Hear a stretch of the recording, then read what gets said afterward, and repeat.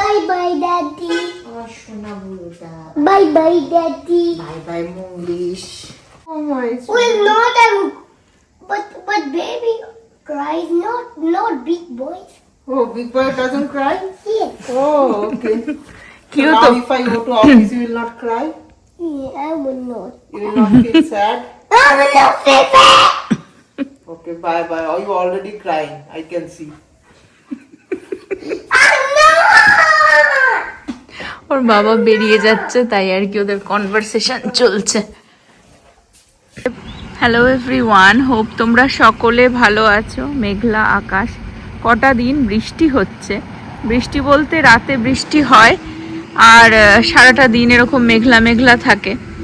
নবজিৎ এখন যাচ্ছে একটা খুবই ইম্পর্টেন্ট কাজ করতে, তো ওই জন্য ইউজুয়ালি আগে যখন নব অফিসে যেত, ছেলে অনেক ছোট ছিল, তো তখন ও কাঁদতো খুব। আমার কাছে ভিডিও আছে, অফিস চলে যাচ্ছে বাবা, সারাদিন দেখা হবে না, বাবা ছেলের প্রেম। সাবধানে এসো। ও অ্যাকচুয়ালি ইমিগ্রেশনের একটা কিছু কাজ, আমি ডিটেলসটা শেয়ার করছি সকাল সকাল। হ্যাঁ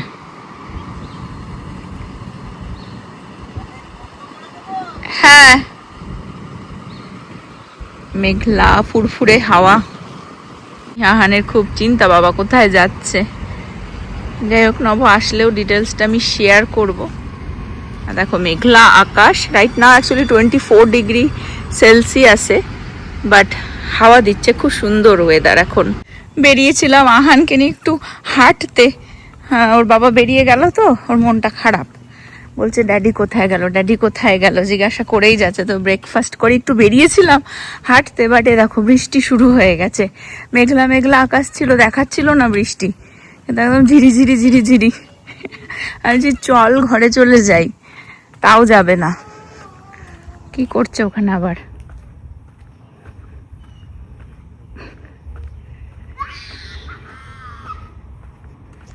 বৃষ্টি স্টার্ট হয়ে গেল, তো চলো ঘরে চলে যাই। যাবি না? We walk for 8 একটুখানি ওয়াক করেছো? Yeah, we need to walk. I think থেমে গেল বৃষ্টি। Huh? ঝিরি ঝিরি ঝিরি ঝিরি হচ্ছে, চলো। No. ওকে চলো একটুখানি ওয়াক করে নেবো। What is that? ওর কাছে এটা হচ্ছে একটা অ্যাডভেঞ্চার, এই হাঁটাটা, বাইরে বেরোনোটা। কি কি হলো? পোকা? কোথায়? হ্যাঁ, কোথায় পোকা? ছোট পোকা Yes. তোমাকে খেয়ে নেবে? Yes. তুমি তো এত বড়। Money hit too. হিস্টু, Yes. ওকে চলো। এ বাবা, জোরে বৃষ্টি নেমে গেছে, তুই কি বাড়ি যাবি না বৃষ্টিতে ভিজবি?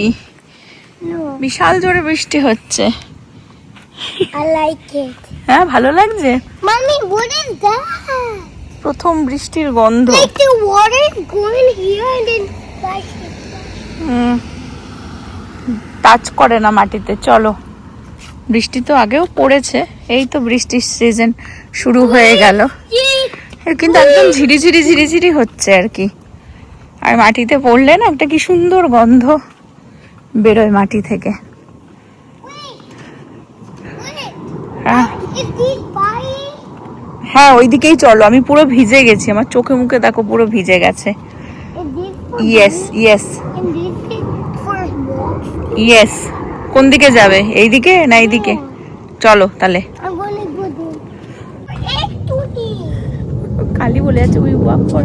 একটুখানি দেখো পুরো ভিজে গেলাম, Mommy. আবার কমে গেছে। হচ্ছে ঝিরিঝিরি বৃষ্টি হচ্ছে, কমে যাচ্ছে। অ্যাকচুয়ালি কি ঝমঝমিয়ে হলে তখন আর মাটির গন্ধটা ফট করে পাওয়া যায় না, কিন্তু ঝিরিঝিরি হচ্ছে তো। হ্যাঁ We walk for 8 ওকে চলো, আর একটুখানি ওয়াক করে নেবো তাহলে। আবার সূর্যদেবকেও এই একটুখানি দেখা যাচ্ছে, একটুখানি একটুখানি। We walk for 8 so why are we going to go? আচ্ছা, তোমার সকারও আছে, খেয়ে দিয়ে রেডি হতে হবে, চলো। সারা পাড়া জাগিয়ে দিচ্ছিস, জাগতে রাহো বলে ভর দুপুরে। Mommy, run! দেখি তোর মাথাটা পুরো ভিজে গেল কিনা। ভিজেছে? No. হ্যাঁ পুরো ভিজে গেছে মাথা। ঠান্ডা লাগাবি তারপরে। Mommy. চলো। Mommy. ওর বাবা দেখছি চলে আসলো, গাড়ি দেখলাম ঢোকালো গ্যারেজে। বাবা চলে এসেছে দেখ, ড্যাডি এসে গেছে গ্যারেজে, গাড়ি দেখলাম।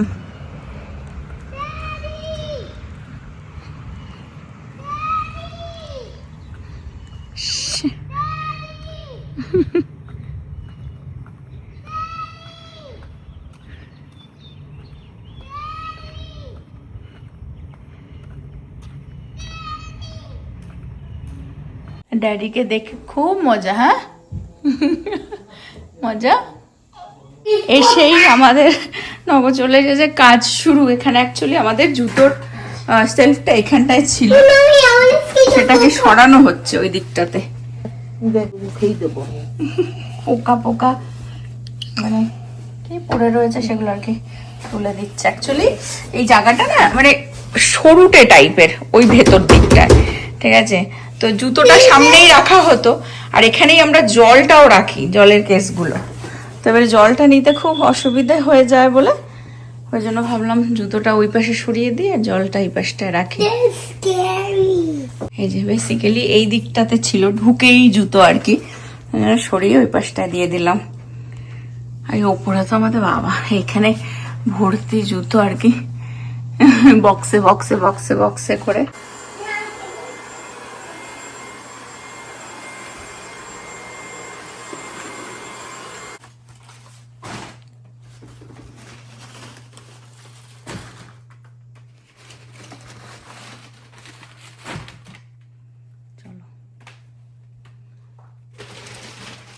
বৃষ্টি কমে গেছে, মেঘলা এখনো, কমে গেল বৃষ্টি।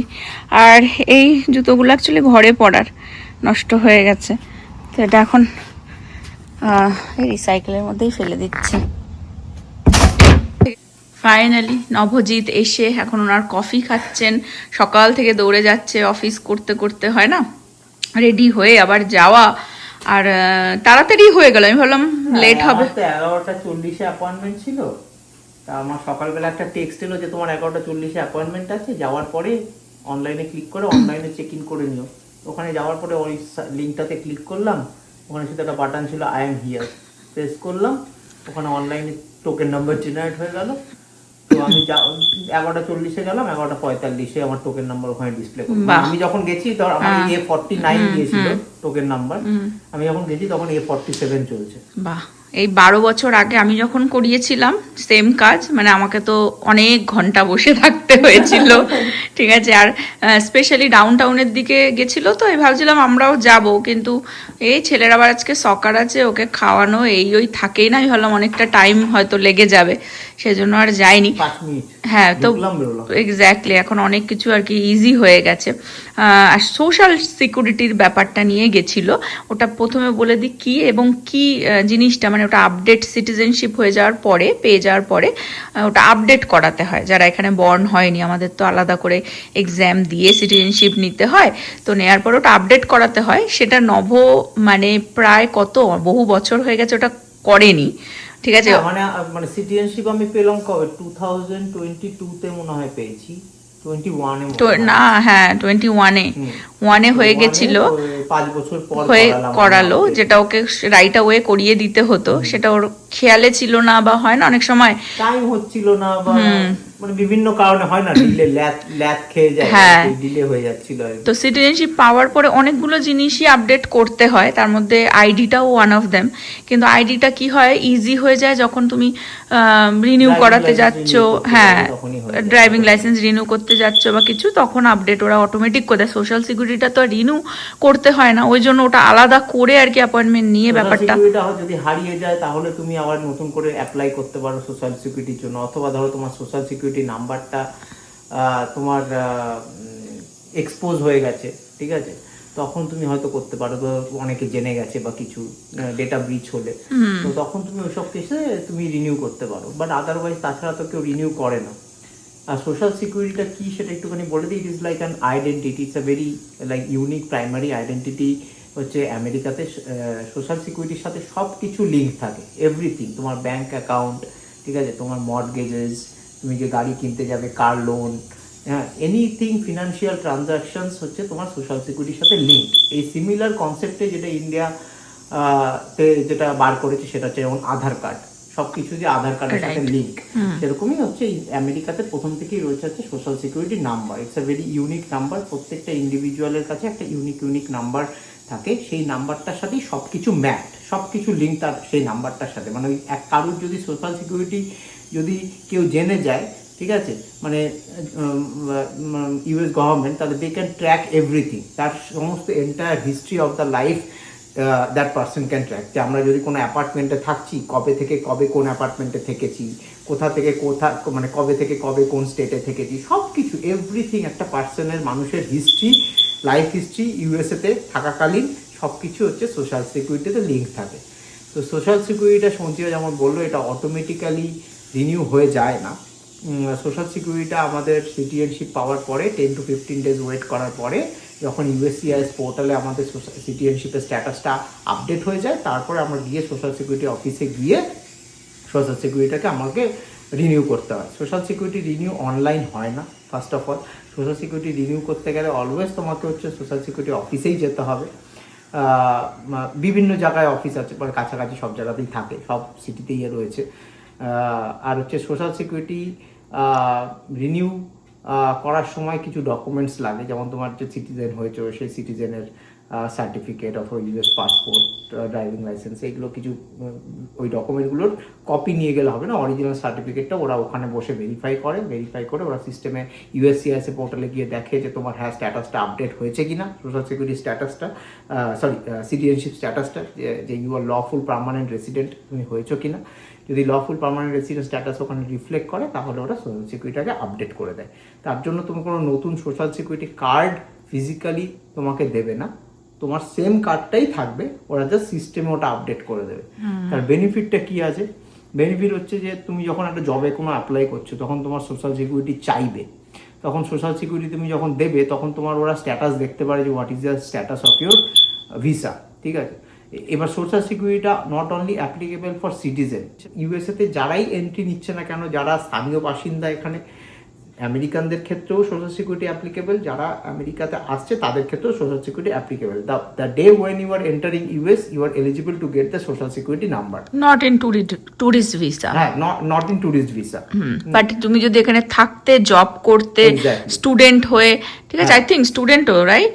হ্যাঁ, যদি আসো, সোশ্যাল সিকিউরিটিটা তোমাকে মাস্ট, বিকজ যেরকম আর্লিয়ার নব বললো, ওই নাম্বারটা দিয়েই এখানকার গভর্নমেন্ট তোমার পুরো হিস্ট্রি জেনে যাবে, ঠিক আছে।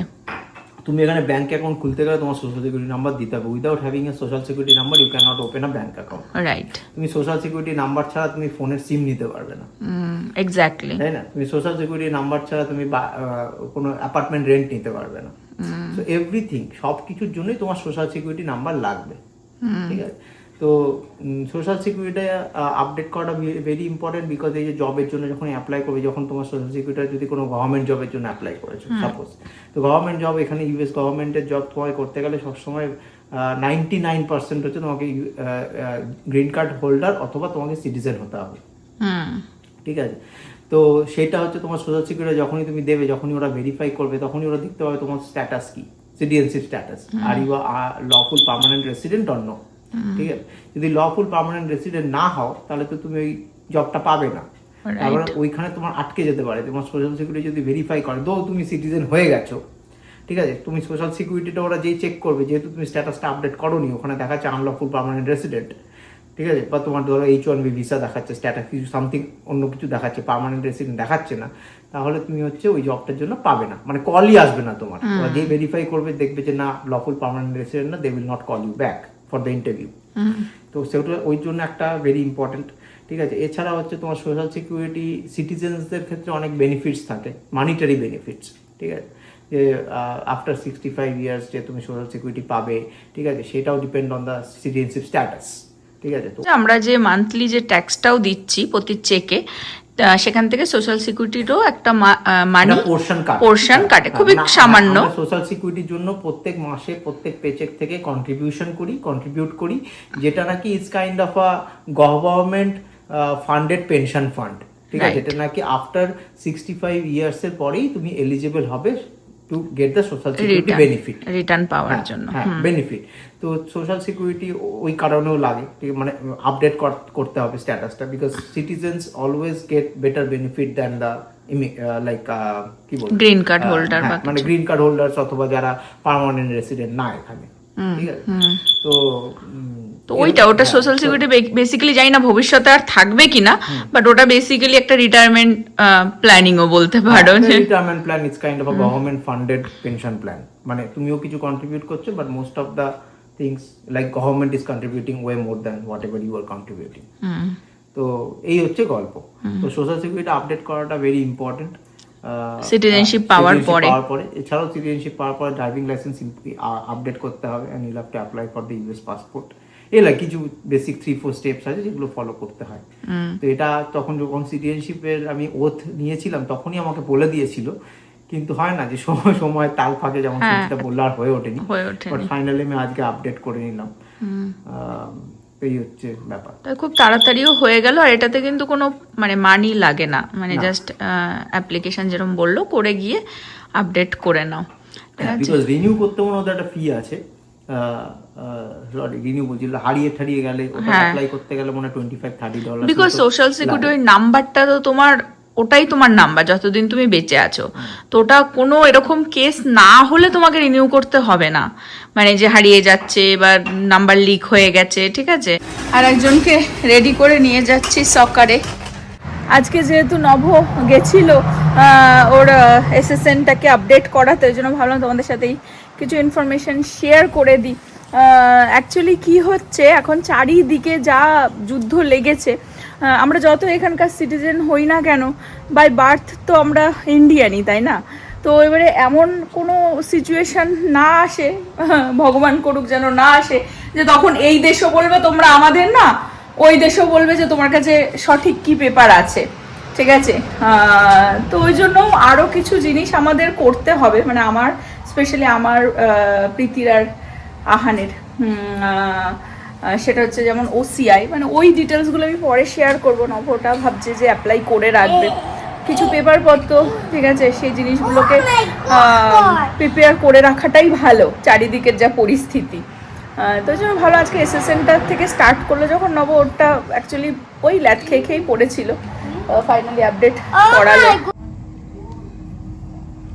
Okay, but I will pass it to my teammates.